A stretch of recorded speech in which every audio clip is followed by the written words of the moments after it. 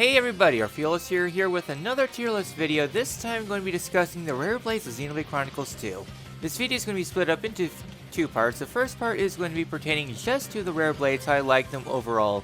And the second part is going to be with their blade quests individually. So with that all done, let's get started.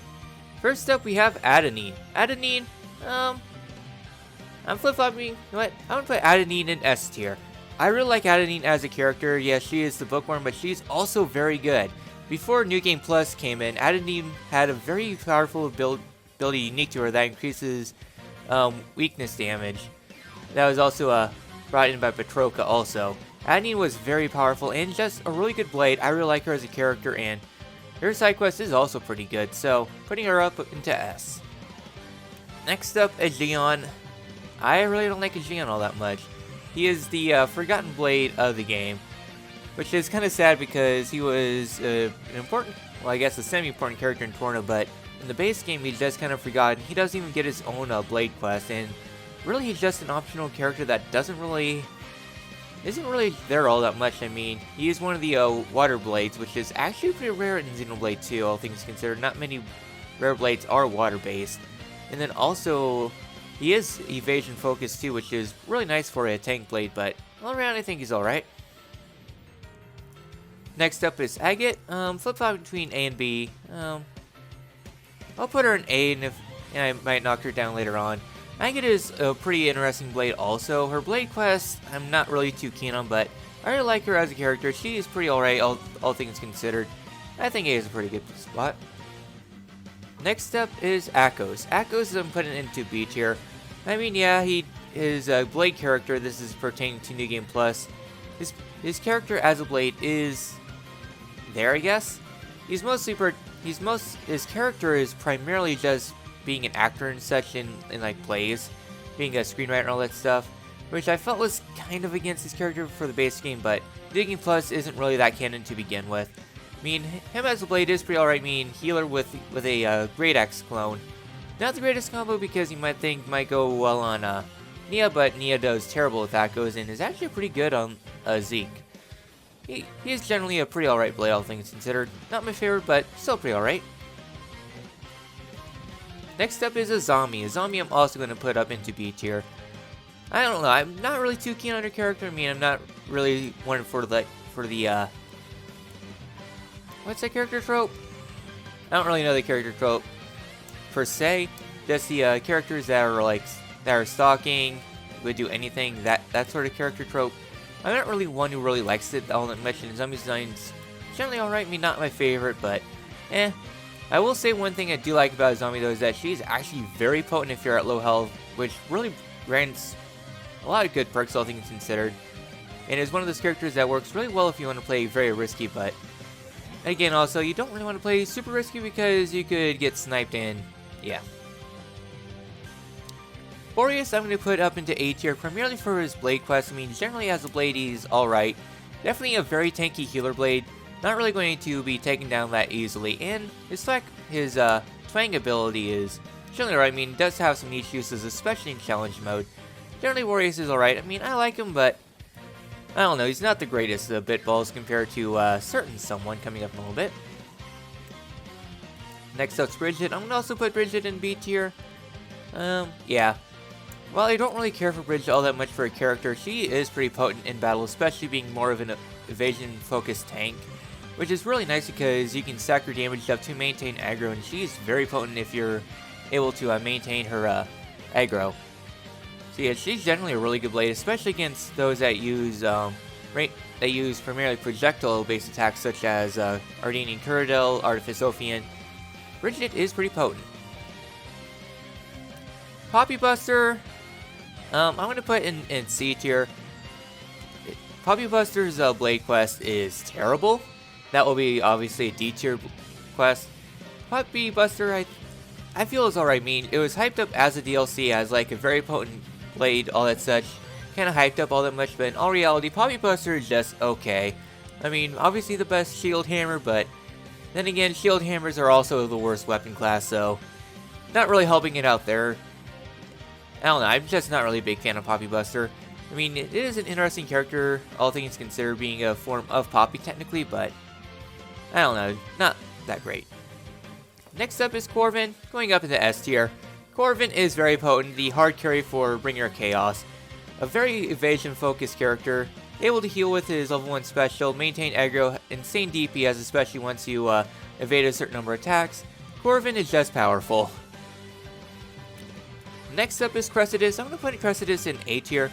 I like Cressidus. I mean, he's not the most standout of the DLC blades compared to like Petroka, but I guess New Game Plus blades, but he's still very potent. His heart-to-hearts, though, really set him apart, especially the one with Mikhail.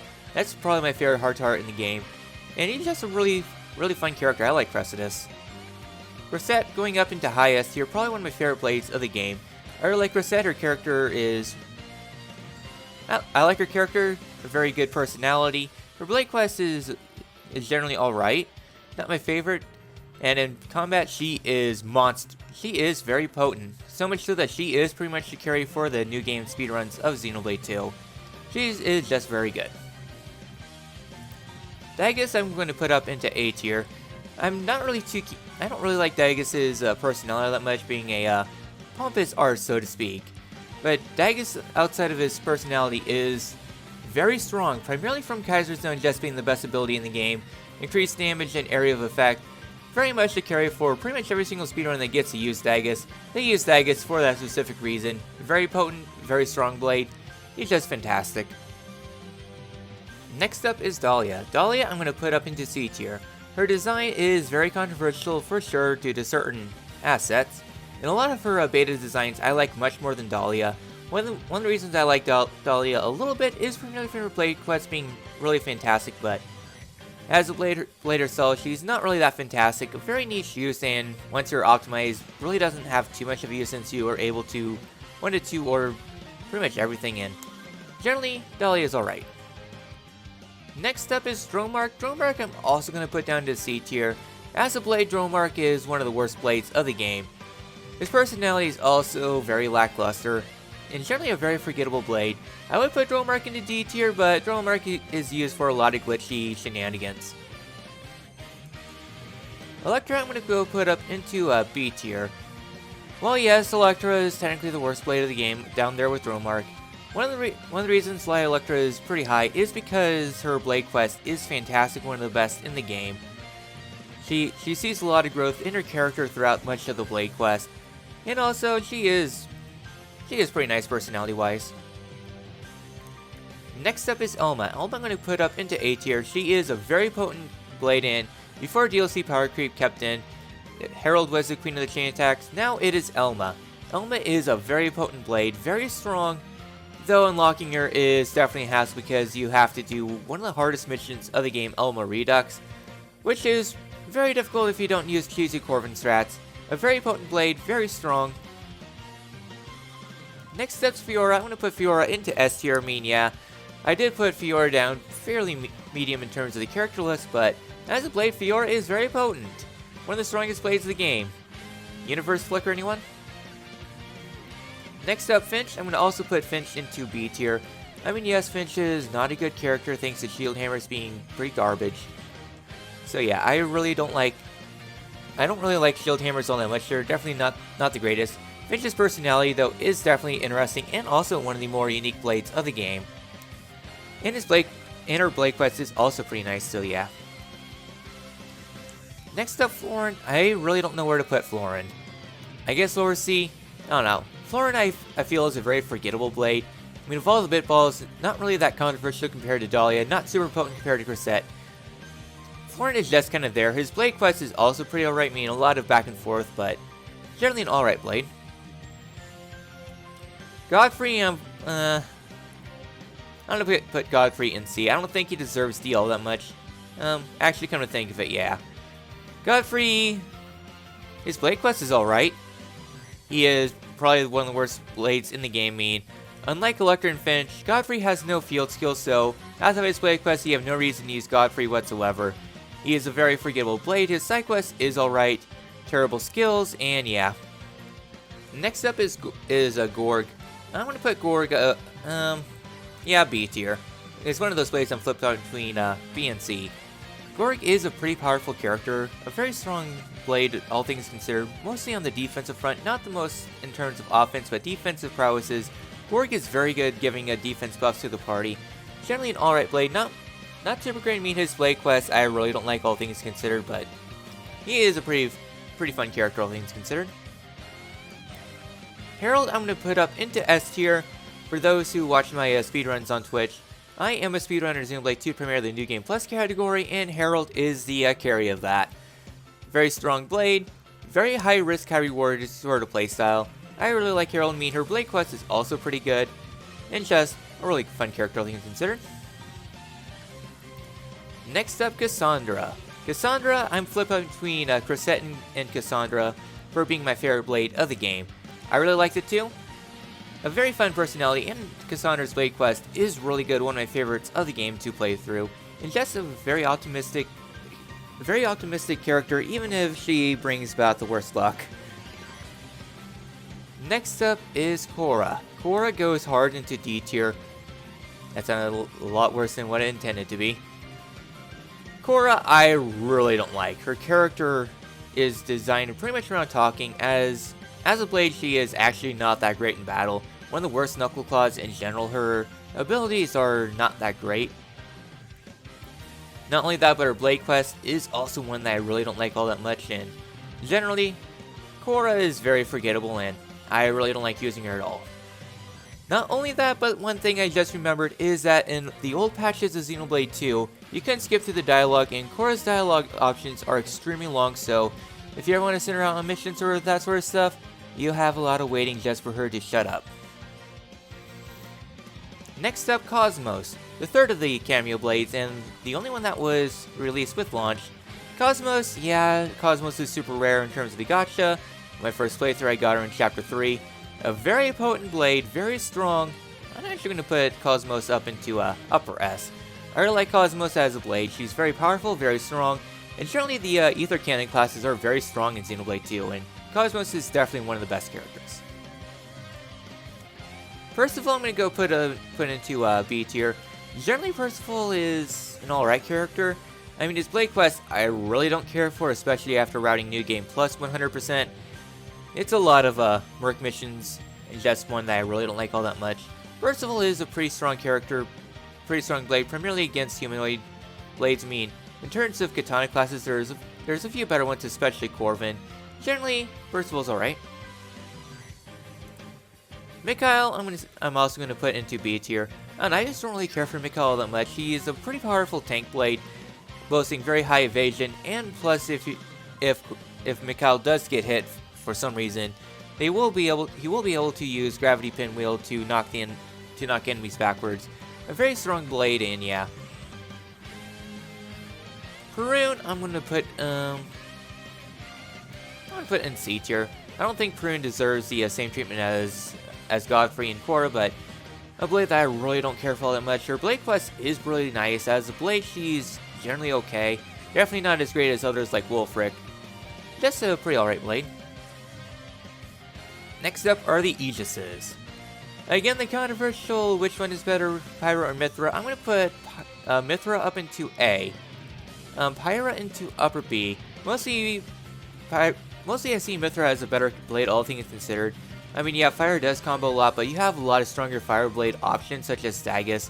Mithra is a lot better character in terms of blade. I'm just ignoring the characters at this time. Really, Mithra is like lower A, and Pyra is like very upper B. Generally, very strong blades, especially Mithra. Pyra, I don't see used all that often. I mean, yeah, you can switch between the two, but mostly the main one is Numa, which goes up into S tier. Numa is a very strong blade, very powerful, and a very good character. I really like Numa a lot. Easily my favorite of the Aegises. And plus, Numa's capabilities are really strong. I mean, once you get into like New Game Plus and generally endgame power creep and all that such, Numa does kind of fall off compared to some of the other options such as Fiora, but Numa's capabilities are really strong and is a very good resolution to Pyra and Mithra's character arc. I really like Numa a lot. Really fun character and really fun blade. Newt, I'm going to put down into D tier, one of my least favorite blades. Well, I have been kind kind of avoiding the whole more controversial character designs. Newt is one that I really don't like all that much. I mean, besides the lack of dressing, so to speak, I really don't like Newt as a character at all, being more militaristic. And plus, her design is also very off-putting, not just from the outfit, but also from her arms that she uses kind of as like a stand for those who watch JoJo. And the eye on the back of her head is also a little bit off-putting. And plus, her Blade Quest, I don't like all that much.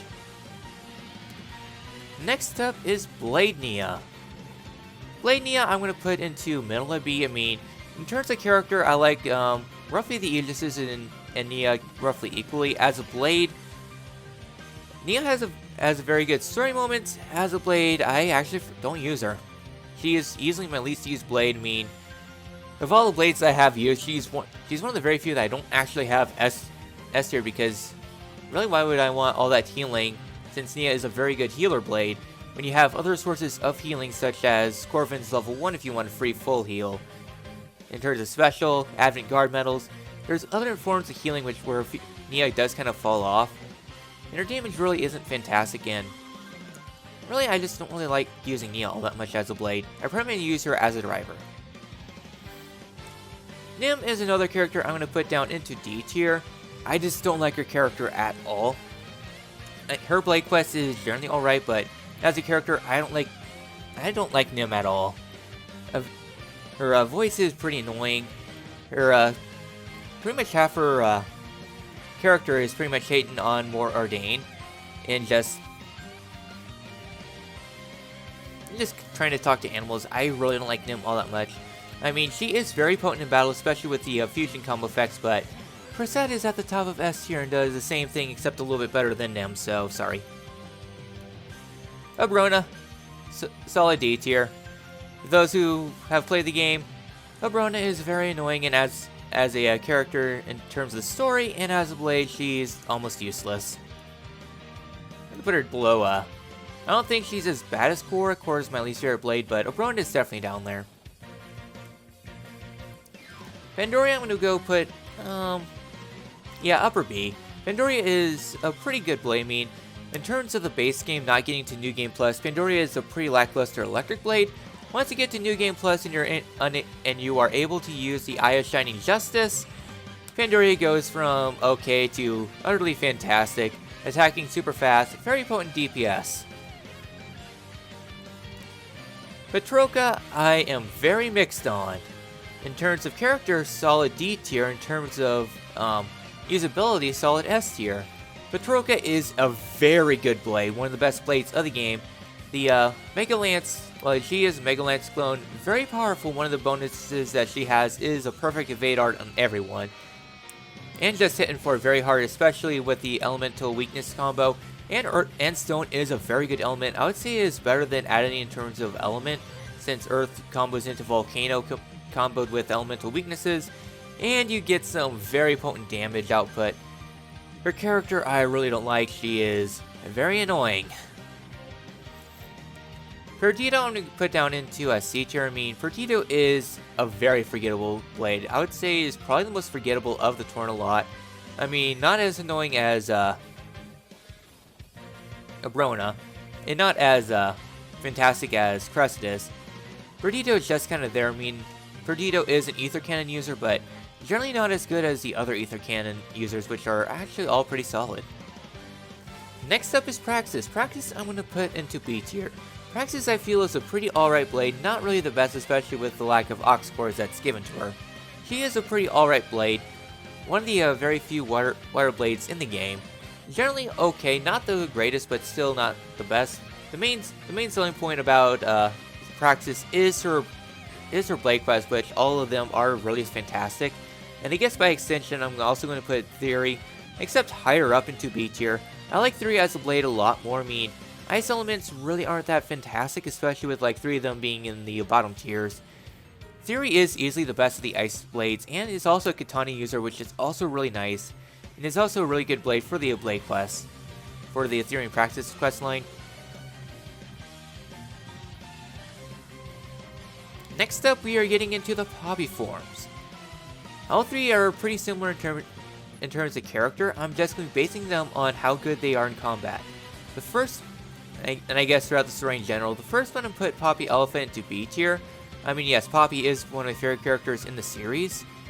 Poppy Alpha, Poppy Alpha's main role is just being a tank, bolstering very high defensive rates, and is pretty good option for Tora throughout much of the early game. Used Poppy for quite a long time, and sadly Poppy does kind of fall off a little bit, especially going on into Chapter 4. I don't know, Poppy I felt was generally alright.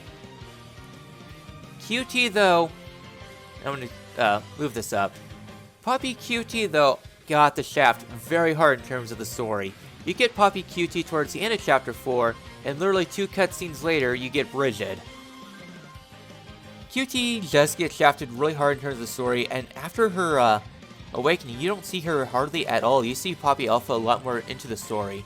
As a blade, Poppy QT is also generally alright, serving as more of a evasion-based fire blade, but again also, 2 cutscenes later, you get Brigid. And lastly, Poppy Cutie Pie, going very high up into S tier, if not going to the very top. Yeah, at the very top. Poppy Cutie Pie is arguably the best blade of the game, just from how potent you are able to just from how potent she is in combat. A very strong blade, very strong, I guess in general. Being able to having a very heavy customization. Not only that, but it gives Tora 2 driver combo arts. One of them being the best break art in the game, Speedy Sword, and then Swooshing Slash being one of the better launch arts of the game. Cutie Pie is potent and very strong, and there's a reason why Cutie Pie is used a lot in challenge mode and in the new game and in the 100% categories, because that break is just so strong. Next up is Rock. Rock I really don't like as a blade all that much. Rock is one of those blades that gets shafted very hard in the story. I mean, so much so he doesn't even get his own blade quest. He just mentioned a little bit towards the end of the Marvelous Mercenaries side quest, and that's it. As a blade, Rock is generally alright. The main reason why Rock is really used is that it gives Rex one of the best smash arts of the game. Because Wild Smash, I think, I don't remember the name, is a very good smash art and generally a pretty alright blade. Sever, I'm putting into the upper parts of C. As a character, Sever is also very forgettable, being Malice's blade in the early chapters, but after that, Sever just gets sidelined more or less. In New Game Plus, I feel, in terms of the blade, Sever is also kind of forgettable, only in one heart-to-heart, much like Perdido. But the main fun thing about Sever is just being able to damage cap enemies from hitting from behind. That's really about it. Shiba, I'm going to put up into the upper parts of D tier. Again, one of those characters that has an okay blade quest. Her, in terms of combat, she's generally alright. Primarily focuses on gold, and when you're going into challenge mode, gold doesn't really see too much of a use because because of those crystals that drop offsets the gold, so Shiba's unable to reach her full power. As a character, Shiba is very annoying. I really don't like her character at all. I mean, yeah, she is pretty funny, but I really don't like her character at all, and is pretty much the main reason why she's down there. I mean, I like her design and all that stuff, but God, I really don't like her. Next up is Shulk. Shulk I'm going to also add to the B tier list. I really don't care for Shulk all that much. I feel that he is an okay blade in terms of DLC, but generally shadowed by pretty much all the others except for Poppy Buster. I mean, Perset is the queen of speedruns. Corvin is just super powerful. Fiora is super powerful. Elma is the queen of chain attacks. Shulk's main purpose is primarily for the vision mechanic that he brings along, but generally just there. I don't know. Just when I think of the new game, when I think of the challenge mode blades, Shulk is one I think of last. Next up is Telos. Telos is an extremely powerful Dark Blade, probably the best Dark Blade in the game. A lot better than Cassandra in terms of, I guess, power. I'd say the only Dark Blade that I would say is better is Elma, but generally, very powerful blade. able to negate defenses and all that stuff. Super powerful, very good on Zeke, and just a really fun blade. Even if she was added kind of late and her side quest is very forgettable, she's still very good. Ursula, very bottom of B tier. If we're talking about blade quests explicitly, Ursula would be somewhere off the screen. For very obvious reasons, because her blade quest is one of the worst side quests in all of video games. As a character, I really like Ursula and her growth as being very shy and having to work through her shortcomings, but definitely doesn't pay through on the gameplay front. And yeah. Next up is Vale. Vale I'm going to put in the upper tiers of B. I like Vale especially for her blade quest. In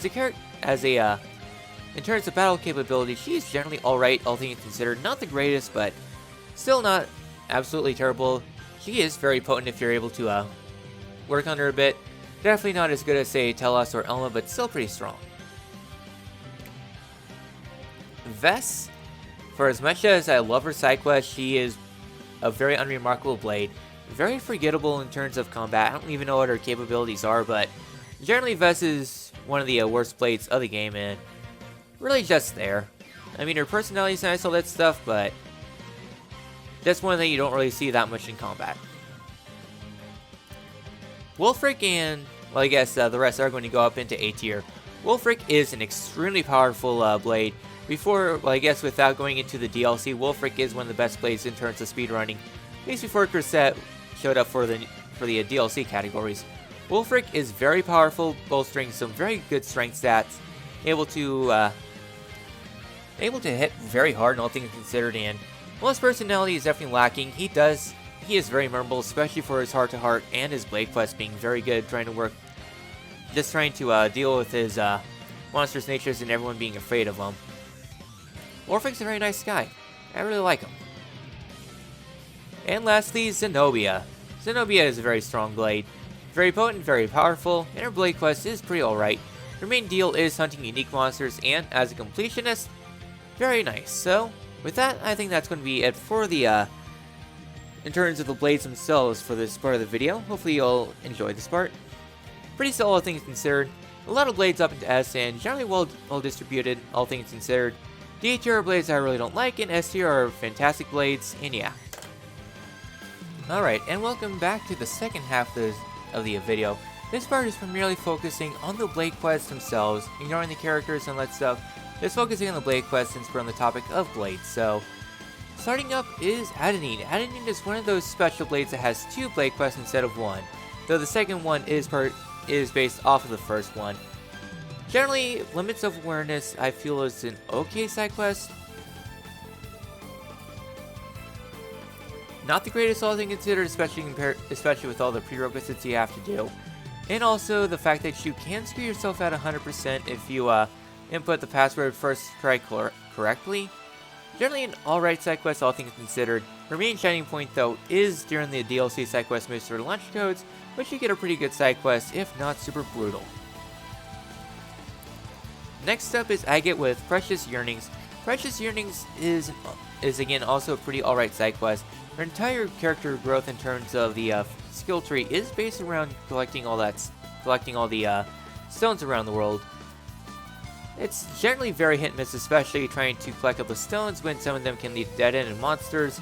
It's one of those side quests that you really need a lot of attention to, but generally an alright side quest. I like it, but it's alright. Next up is Allsfair. Allsfair is also a pretty alright side quest, nothing too remarkable, but still a pretty good side quest. Hero of the Nopon. One of those very good side quests. I'm gonna put up into S tier. I really like Hero of the Nopon. I think it's a really fun side quest to do. It has a lot of options you can do in terms of some of the aspects going into Boreas' speed, and also you can have Morag Seal Emperor Niall's underwear. On the other side of the spectrum, we have Poppy Buster with shiny new power. Yes, it does get into Professor Susu in a lot more details about his character, but the side quest, especially the first part, is garbage. Haven't used common blades, which are very specific. Some of them are very specific, especially the Mega Lance one having to use a Giant Blade, which them in itself are not that common. Very annoying and easily the worst part about the side quest. Next up is Corvin's approach. As much as I like Corvin as a character, his side quest I really don't like. I honestly think it's one of the worst side quests of the game. While the rewards are fantastic, the main thing is just you go up to a summit and you have a boss fight that's cut short. And just, I really don't like the side quest all that much. Next up is Bright Spark. Bright Spark I'm going to put into B tier. It's a very short quest, but still has some very good character moments with Grisette continuing to be a lot more like Pyra. Still a generally alright side quest. Nothing fantastic, but pretty serviceable. Next up is Lost Kingdom. Lost Kingdom is a really good side quest. There's a lot of subparts to it too, just going into a lot of the lore in the world, especially going into the Kingdom of Regiduria. There's a lot to the side quest that I really like, and it gives a lot more perspective on the world building throughout the world, especially with one of the fallen continents, and does lead to some interesting implications about just all the titans that have sunken and all the lost, I guess the lost legacies with them. Next up is Dahlia's side quest, Flying the Ointment. It's one of the side quests that I really like, especially with Dahlia's character shining through. Going into the snowfields, looking for the Nopon Sage and freezing him, and then rescuing the child. I mean, there's some parts I don't like, primarily the boss fights against the Garrus I felt was very unremarkable, but all around a really good side quest. Next up is Go For It Electra. Again, one of those very good side quests that you get to see the growth of Electra as a character. You start Electra's side quest very early on in the game if you get her very early, and you go throughout all of Alres just going around and helping Electra grow as a character, and then you see some. And then the cutscene in Argentum is also really nice, and you just get to see Grisette work through and become better, and then rescuing a child and improving her electric abilities. I really like Electra's character arc throughout it. Next up is Finch's side quest. I don't know. The side quest is fun and memorable, but also gets a little repetitive, especially with the bird brain jokes. I mean, yes, I am also very forgetful at times, but the side quest it's good, but at the same time, alright. Some parts I like, some parts I don't. The search for the Countess can be a little bit troublesome, especially if you're going through it blind, having to do 4 merc missions if you don't pick the correct one fast. Otherwise, an okay side quest. Next up is Nature Boy. I guess Unspoken Suspicion, since that's technically a prerequisite to the quest. Generally, I really don't like this. Well, the side quest is alright. You get to go around Uriah saving some trees and just seeing Florin go throughout nature and such. I don't know, I thought it was an okay side quest. The bosses are very unremarkable, especially since they're solo leveled compared to when you can get the quest. I don't know, it's just an alright side quest. Nothing garbage, but still nothing fantastic. Next up is Flames of Justice. Flames of Justice is an okay side quest. There's some parts I like, but I felt it's extremely drawn out. And the end part, well, it does go into a lot of just going into the Hargle character. The end part with the Volts attacking the capital just made the side quest kind of fall flat on its face, and Sandstream is not a good antagonist. There's a lot better ones out there. Gort's side quest, Follow Your Passion, is another side quest I really don't like. It's a lot of trial and error, especially for the second half. And it's just generally one of those farming quests, and one of the things about this game that does not do well is the farming. Not as bad as the merc missions, but still a lot of farming if you're not following a guide, but still generally alright. Next up is the Calm in the Storm. I really like the Calm in the Storm. It just goes into Herald going into Berserk mode, because one of the prerequisites is getting Herald up to S tier, but at the same time her Rampage is continuing to build, and you get to see it erupt during the side quest, which culminates into a pretty alright boss battle back in the Spirit Crucible Elpis against Herald, which is something that's very unique for the game. I really like this side quest a lot, though it does get very difficult at times, especially with the Herald, with the final fight. Next up is Our Daily Bread. One of my favorite side quests of the game. It's a very, well, there is a little bit back and forth with it, but It's definitely one of those comedic quests, especially getting to seeing Cassandra's bad luck show forward. And yeah, I mean, it's more time with Cassandra, and Cassandra is already one of my favorite blades of the game. There's a lot to it I like. Yeah, there is a lot of back and forth, especially going between the Nopon and the Turkin, but I don't know, I guess one of the humorous things about the side quest is that you are put directly into Territorial Rotbart's spawn zone, which definitely goes well into Cassandra's deal about being unlucky, because you have to be pretty unlucky to be spotted by Territorial Rotbart, especially right after he spawns. Girl power off. Who likes talking for 30 minutes? I certainly don't. Next up is Artificial Intelligence. I feel it was a pretty alright side quest. There's a lot of blade bots you fight during the side quest, but I actually find it a pretty enjoyable side quest, especially with the, I guess, the kid that you chaperone a bit, kind of being a little bit like a Shion. I don't know, it's a very interesting side quest. Goes a little bit into Xenosaga, but generally an alright side quest. Next up is Newt side quest, Newt Recruits. One of those side quests I really don't like. I mean, to begin with, I really don't like Newt that much as a character. And then one of the very annoying things about the side quest is that if you want to actually proceed it, you unlock the side quest at Affinity level 3. In order to actually finish it, you have to be Affinity level 5 because you need Titan Mastery level 3, and that in itself is very tedious to get up to. It's one of those one of the side quests that's very baity.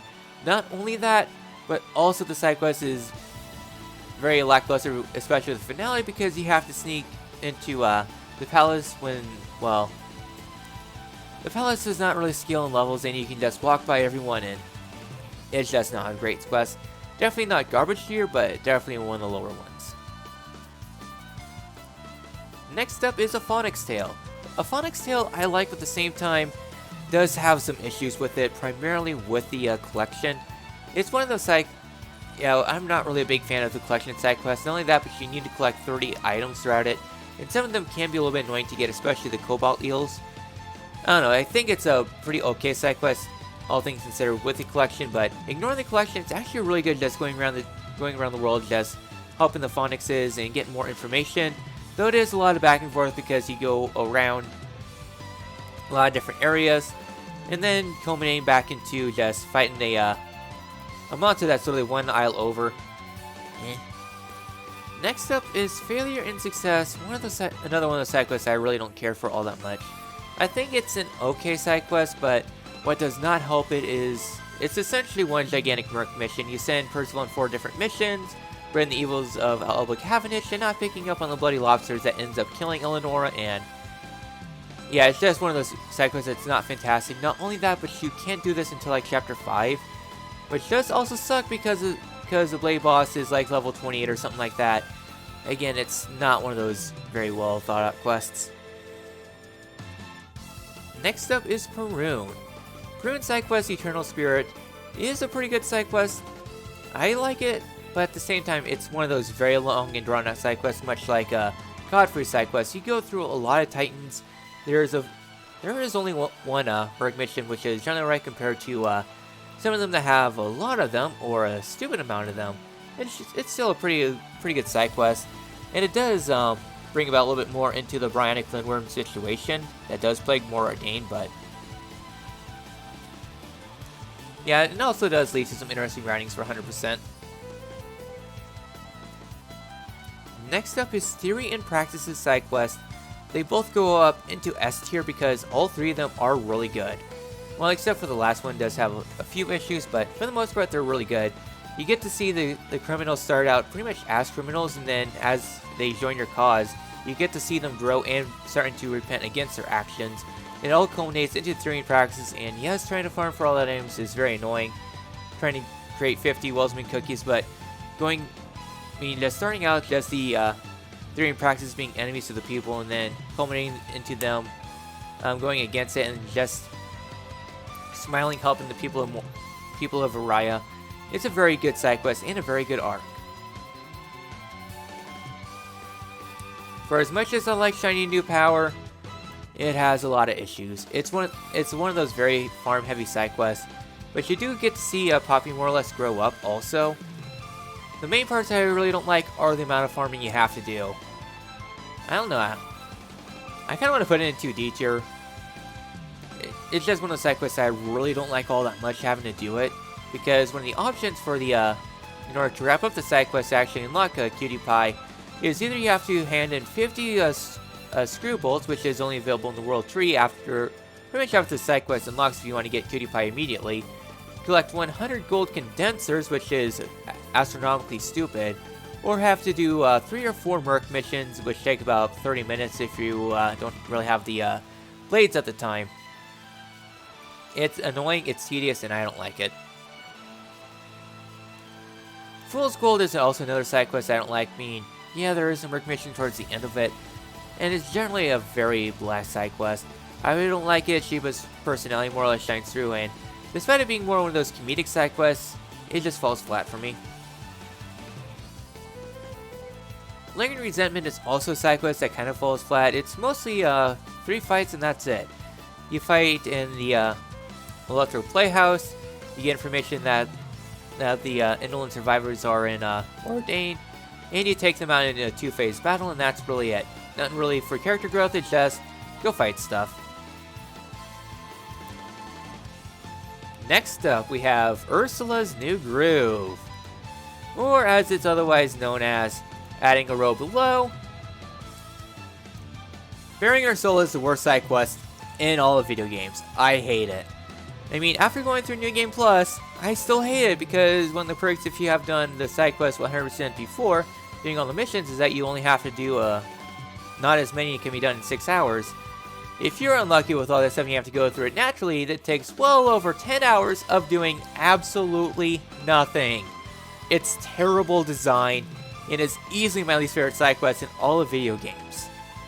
It's terrible. I'm sorry, Ursula. You're a fun character, but your side quest is terrible. Next up is the Ties That Bind. It's one of the side quests I really like. It's a really fun side quest. You get to go throughout pretty much all resting a different side of the Nopon, trying to summon demons.